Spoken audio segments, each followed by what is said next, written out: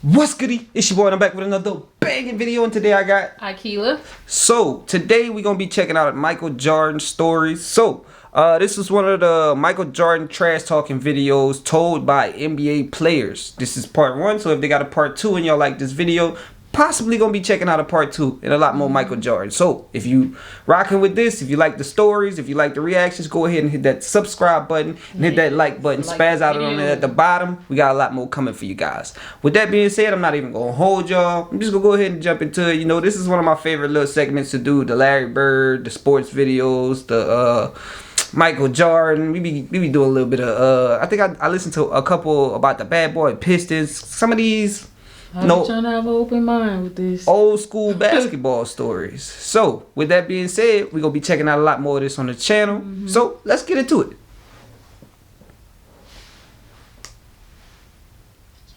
It's hard to beat solo mission with stats. The takeoff spin on me so quick, man. I should be standing there. I'd be like, oh shit, where is he at? That mother be like, boom, boom. I'd be like, oh Lord. In the last 2 minutes of the game, a young kid named Michael Jordan took over. And say, hey, this is how I got my name, Michael M. You stepped on that court with MJ. Did he have a glow? I swear to God, he had the orange joint.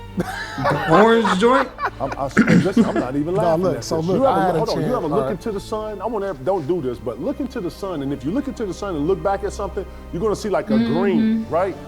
Man, listen, you know, from North Carolina, to you hear look that, at Jordan, you gonna to see hear an that, orange. Lord, listen, I'm in Chicago. I hear Beam me. the nigga walk out here. I swear to God, it seems like everything is stopped. This nigga is moving like in slow motion. Every motherfucker in here looking at him, and he know it. Right. Never seen a nigga on the stage like bro, you know. Who was the biggest shit talker during your era? Oh, no question, MJ. No question. No question, MJ. This goes back to the Space Jam runs. I never said anything to MJ. You know, he respected people that didn't back down. Right, exactly. Yeah. You know what I mean? And there were days where it was a little thin in there. In the runs at Space Jam, guys were going back to their teams or whatever, and then us LA guys were still stuck there. And then all of a sudden the MJ's in, everybody just, all right, I got him, I'll guard him. Cause what? You're just gonna get your ass kicked. That's all. That's it. You know, you're gonna learn something. Yeah. What they saying? Ass whoopings builds character, yes, right? It builds character, and you learn. It builds something. You learn, right? You learn from losing. You learn from getting your butt kicked. You don't learn from winning all the time. Right. So I learned a lot from MJ in those Space Jam runs. Just how hard he goes, his dedication to the game, what he's doing. Like, I was with him all summer. This dude work hard. Yeah. I see where Kobe get it from. Yeah. Kobe was picking his brains. Yeah. You know what I mean? That's his little brother. He passed that down to him. Like, these dudes are great for a reason. They outwork you and they got talent. Yeah. There you go. What was it like They for outwork you and got having to talent. guard MJ? Like, what were you thinking Oh, about the shit. night before? What was going through your head when you saw MJ coming up on the schedule? Oh, goodness. You look at that shit when they bring out the schedule in the summertime, when they put them goddamn schedules out, you look and you put that damn mark on Chicago, and you just, the night before, you ask me shit, man, that shit was up. I mean, man, the thing about this shit, what you got to do tomorrow, and you don't want to get embarrassed, and you know this motherfucker don't know how to stop coming at you. He gonna, just like you just keep coming and keep that damn foot on your throat, man, and he just keep coming, and man, you just have to do some shit try to do some shit to him that nobody else ever did, to try to get him off his square. But shit, you know, you can't touch him, you can't do nothing to him, man. So, and man, I just tried to do a shit that nobody else would do to him. But Mike is Mike, man, the best player ever, man, I ever played. Cause I never thought I'd see nothing like that, man. I used to see the bottom of that motherfucking tennis shoe. Flying like that. When that motherfucker takeoff spin on me so quick, man, I should be standing there. I'd be like, oh shit, where is he at?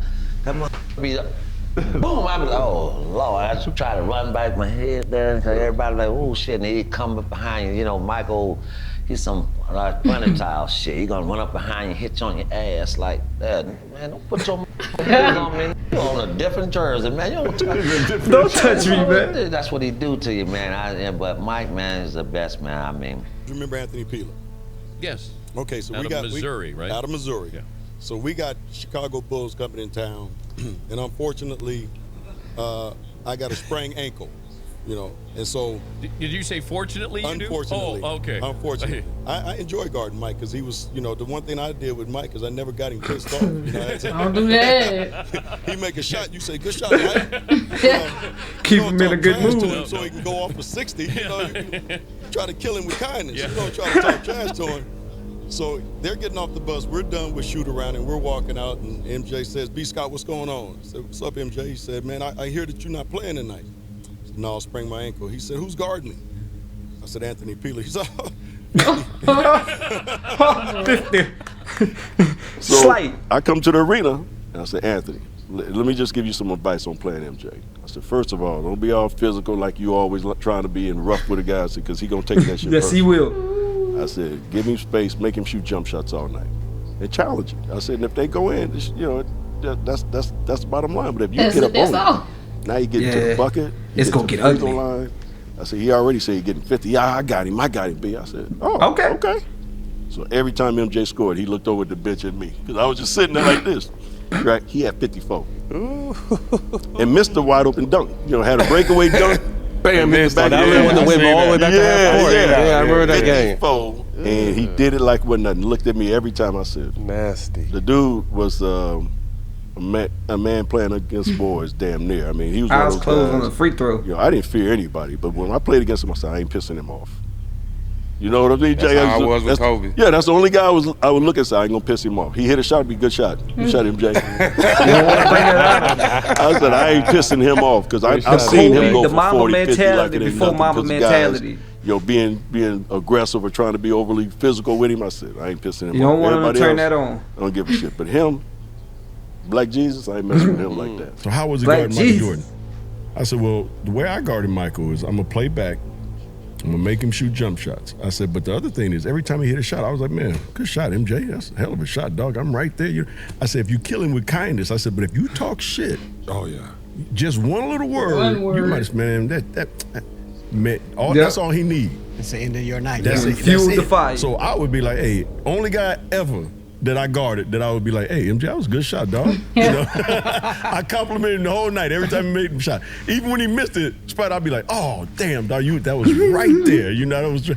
I say, because the one thing I ain't gonna do is piss him off. No. I said, because he'll get 60. Man, you got a really good haircut. Yeah. They use a straight edge, or was that a clipper? You bring your guy with you? I didn't piss him off. And we're playing this exhibition game, and Michael's going through the motion. And Chuck Person, who's on my team, who's a trash talker as well, is like, can you believe Michael Jordan, the guy everyone's talking about, who's supposed to be able to walk on water, you're out here killing him, Reg. This is in the first half. He's like, you should be talking to him. He's like, you know, you're right, Michael. Who do you think you are? The great Michael Jordan. That's right. There's a new kid on town, right? Kind of looks at me and starts shaking his head. So at half, I have 10, and he has 4 points, right? And I'm doing all this talking. He's like, okay. Into the game in the second half, he ended up with 44, and I ended up with 12. Dang! So he outscored me 40-2. And as he's walking off, he's like, be sure and be careful. You never talk to Black Jesus. Ever again. Okay, I'm so sorry. I'm so sorry, Black Jesus. I'm so sorry. Did you ever do it again? Never to Michael Jordan. Never to Michael. Was a trash. Well, first of all, and he was a trash talker because of Mike. Not to Michael though. I think I fell in love with the game because of Mike. Just seeing what he was able to accomplish. But I felt like Mike was so. You know, when you're growing up and you're seeing Michael Jordan, you it's almost like a god. So I didn't never believe I could be Mike. So I started to focus myself on other players and other people around my neighborhood because I never thought that you could get to a point where Mike was. Dang. So I think that helped shape my game. And I think the biggest thing for me sitting here today after breaking the all-time scoring record in playoff history is that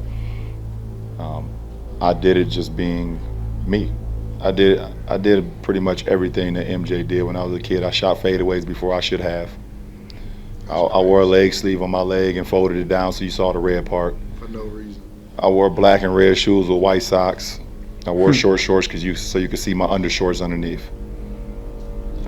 I didn't go bald like Mike, but I'm Not getting quite. there. Not quite. But I'm getting there. But it'll be post-career though. That's the only thing I didn't do. But other than that, I did everything Mike did. I even wore a wristband on my forearm.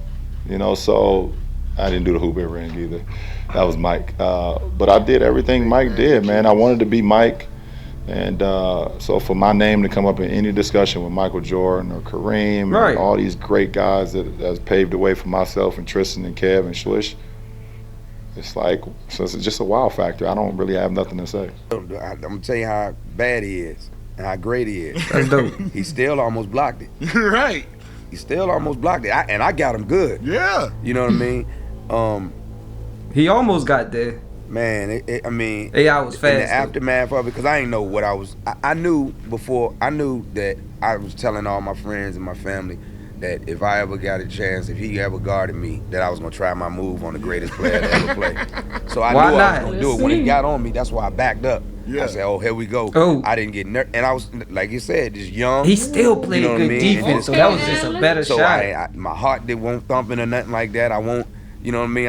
I did it like I would do it any other time. You know, I done caught millions of people with it. You know what I mean? And I got him, but I've gotten people way worse than him, but it's him. It's him. You know what I mean? So It's that's the guy. That's the big deal. And it was just, it was, I don't know, man. That night I was like, damn, you know. But we had lost, so it was bittersweet. Yeah. And I remember I went to a Charlotte game when he was, you know, doing his thing in Charlotte. And I went to a game. He took me up in the suite or whatever. And, you know, I remember just everybody, I had my homeboys with him, and I was just praising him. And my man pulled me aside. He was like, Chuck, man, stop that shit, man. Like, man, you a superstar too, man. Don't do that. You know what I mean? And I was like, man, I just can't help it. It's hard I not love to. this dude. I was Yeah. like, you know what I mean? He was like, man, you don't love me because you wouldn't have crossed me up like that. You know what I'm saying? What's it like playing Thanks. against Michael Jordan? It was cool. No, it was. You're one of the few guys that can say that, by the way. It was actually cool, man, because it gave us the opportunity to work harder, because we knew these guys was coming, and once we start playing them, and once we got in the playoff with these guys, but it's like it's hard to keep that guy under 30 points. It was hard, man. He was that good, man. You guys had what they called the Jordan rules. We came up with that saying with Jordan, because this is what Chuck was saying. If Michael goes to the basket, put his ass on the ground. And I put his ass, because That was the game plan. You know, you gotta hit him. You gotta hit him. I mean, every time he went to the basket, He was that good, and bro. stuff like that. So, but and I say I give that guy a lot of credit, man. I mean, like these players today, man, they don't really respect how tough it was to play in that era. You know how tough it is when you have to go to the basket, get your teeth knocked out, go to the basket, get your head knocked off, and go to the basket and be on the ground and stuff like that, and all of a sudden nobody wants to pick you up. They don't understand that stuff, how we played. And guess what, though? That's why I call Michael the greatest basketball player ever, because he got his ass handed to him a lot. Because we hit him, man. So Jordan was tough. keep coming. Jordan even said, he said, I had to get back in the weight room. I had to go to the weight room because of Detroit. Yeah, he did say that. The aura of MJ at that time, your rookie year, he's coming off a championship. Matter of fact, he's coming off 2 championships, sorry. He's coming off the Dream Team. He's at the peak of MJ. What is it like just being on the floor with him, man? I don't know what God looks like. Like seeing God. Really? Yeah. Like seeing God. Word. You know, I went to a couple NBA games when I was a youngster. Wasn't really impressed. San Antonio watching David Robinson. David Robinson impressed me a little bit, but the stuff that he did on TV, and then you see it in real life, it's like, oh my God, it's really real. Like he came at me like one of the first plays of the game, and in my mind, I was like, I'm not getting dunked on. So I tried to meet him early. He just tried to block Shaq Slipped shot. by me, I bumped him, and he still did that. And he laid it up off and the crowd went crazy. I was like this guy's real. But It's the real it also deal. gave me confidence because he was killing us. He was killing Nick and those guys, but he came off a screen one time and he shot it. I didn't block it, but I was there. I was like, well, I can get up early and, maybe, jump a little higher, go a little harder, maybe I can get it. So, in order to be the best, you have to beat the best. I disagree. A dub. He went hard. Beating Michael Jordan by a dub.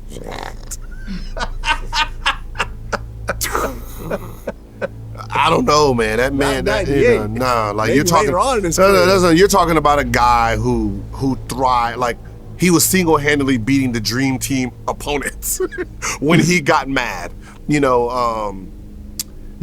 heard the Dream Team story when they played against the college kids, and the college kids came in and they won the first one because they set Michael Jordan, and they said we're sitting Michael Jordan on purpose, And then when they put him in, they beat him by like 30-40. Yeah. He's the different breed. He's a different mindset. Maker. With those two teams, you got a defensive-minded team versus an offensively-minded team. Even though both teams can do the opposite, Golden State can play defense, but it's one of those things. Who stops Michael? Ain't nobody. See, they have players that can contain you. They might not stop Steph. I mean, they might not stop Kevin Durant and Steph, but they have bodies that will give them a run for their money. Well, I mean, they stopped LeBron. Huh? They stopped LeBron. Who? The Warriors. Yeah, Michael Jordan's different. Yeah. Different type of. That's just a different type of motor. So you're saying that Jordan's more clutch than LeBron? He's more explosive off the 1-2 step. Why would you ask that? So, LeBron is like a train. Once he gets to moving, like when you see him jot, it's those, after he gets his first 2 steps, then it's like, whew, all right, freight train. Freight train. With Jordan, his first 2 steps were just so cat-like. fast. So when you have him in the half court and he decides to do this and go, it's too late. So I don't see you containing. He's like a freight train and Jordan like finesse. In the last 2 minutes of the game, a young kid named But Michael strong Jordan too. By himself. Freshman. That's freshman. He's a young kid named Michael I Jordan. I was like, who is this kid right here, man? And so I knew this. He was gonna be a great pro. I didn't know he gonna be that good of a pro. But that kind of set. Nobody knew he was gonna be that good. Me in my thoughts of what I saw, and like I said, if you haven't played against Mike, you have no clue. Mm-hmm. You have no clue how good he is. I think it was because the game I had previously. So we are in Chicago. Michael walks into our locker room in suit and tie, and I'm like, "What this son of a gun coming to our locker room for?" I'm thinking he going to training room or something. And he walks by me. He walks by Kevin Willis. He get to Randy with me. He taps him on his leg. He said, "Lace him up. It's going to be a long night." And I'm shocked. In your I didn't know locker what to say. So he's walking out, Ready. and like again, I didn't know what to say, and I just yelled something. I said, "Well, you tell that son of a Scottie Pippen I'm gonna kick his ass." Shit, I didn't know what to say. He had 60 that night. Oh my goodness! Right, he actually dropped 61 points that night. I looked Yeah, it up. 60. Well, anyway, it was over 60 when he got Lace that him night. up. But It's gonna be a long night. and I think we ended up winning that game, I believe. Anyway, he You had still 60 get your that, but 61. It was a heck of a game. Oh, he competes at everything. I don't care what it is. I mean, it could be on the golf course, anywhere. Drinking a glass of water, it don't matter. Who could drink it the fastest? He's gonna bet on it. He's so competitive that way. But that's what makes him so great, because his willingness to not accept losing. And there's only very few in this game to ever do that. Yeah, MJ. John MJ, Sally. When it was me, Dennis, and James Edwards. Hold up. When they complain about Before we even much go any further. Hey, on the last video, bruh, yo, I would do some research on John Sally, bruh. Celtics legend, champion, bruh. He actually was a good defensive player. Not so much on the offensive end, but a lot of y'all like him apparently. There's a lot of people that we didn't know about in those videos, but the one thing I did want to say, and because I read a lot of the comments, I didn't really comment back too much, but I didn't want to get into the negativity because there was some people talking crazy in the comments. Like it was just crazy. But the one thing I will say is like that y'all gotta realize that was the era before. Like there's some players we not gonna know, and that's the reason why we do these reactions. It was the 80s. Wasn't that like the 1980s? We wasn't born until the mid 90s. Going into the late 90s. Y'all can't be upset with us about that. I mean, it wasn't even the fact that I understand how y'all feel. I understand the fact that you was like, you're not a real. There's not that era. I never really watched. I was in the new modern era. The reason why we do the reactions is to get to know more of this era. So John Sally was one of the names that had never popped up. So I'll take that. You know what I'm saying? If I'm a real NBA fan, I should have known that. But I don't know, man. Maybe he wasn't one of the star players, so that's the reason why he didn't stand out as much to me. But we looking for some of these lesser players, some of these role players. You know, that's some. I like some of them people. We didn't mean no disrespect in the last video, and I only say that because some people was so upset because I think they called him like some scrubs or some janitors, and said he wasn't that good, and that ticked y'all off. But at the end of the day, y'all said he had like 3 championships. I mean, hey, you can't be no scrub getting 3 championships, bro. But yeah, shouts out to John Sally, man, and some of these other guys that I don't know the name. Let's jump back into it. Ron Harper on that team. And, you know, Ron Harper used to give Michael the numbers. Well, the people don't know that. When he was healthy, he was. Harper was a problem. He was. He used to talk about it in the Laker locker room all the time. He was a problem when he was healthy. He was. And MJ, we're in a practice, and Phil said, tell him to go home, and he didn't know why, and he waited. And he was like, all right, we're playing for minutes, scrimmage for minutes. And MJ came in, nah, you ain't putting me out. And he had on regular tennis shoes. They looked like Vans, but they were Nike. And he had his sweats cut and rolled at the bottom. You know, he thought he was fly. He wasn't. But, you know, you don't say nothing to the Messiah. And he was like, yeah, put all the Pistons on that team, Wood Harp, and put Randy Brown over there. And Harp was pissed because Black Randy Brown was. And we're playing. And all of a sudden, I'm running back, and MJ gets a steal. And I go, and he's about to do the right-hand jump. I said, oh, I know exactly what dunk you're going to try. I'm getting this. I don't care.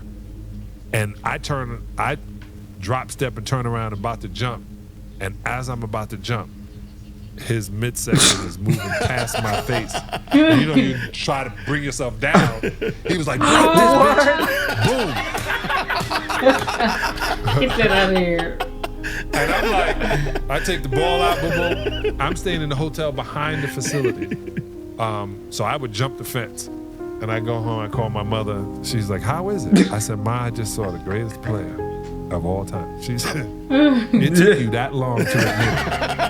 I go, yeah. At least it took me this long to admit it. But I just saw him playing tennis shoes, no tape, no knee brace, no wristband, sweatpants on, t-shirt, and a practice jersey, and thought he was in the finals. Competitive. Like, he literally thought he was reliving the 80s. And I was like, yeah, this dude is on next level. I don't know. I have very long fingers. I can sense a good shot and a bad shot.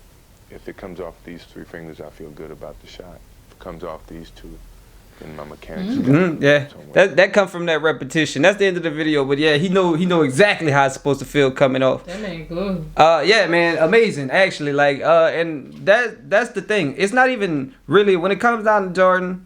A lot of people that even the legends, they don't just speak about how he was really good. They do speak about how he was really good, but they also speak about the fact that he's the best person. And they specifically say this, that he's the best person they ever seen play basketball. Like, and I don't think they just extending that just to say it and just because.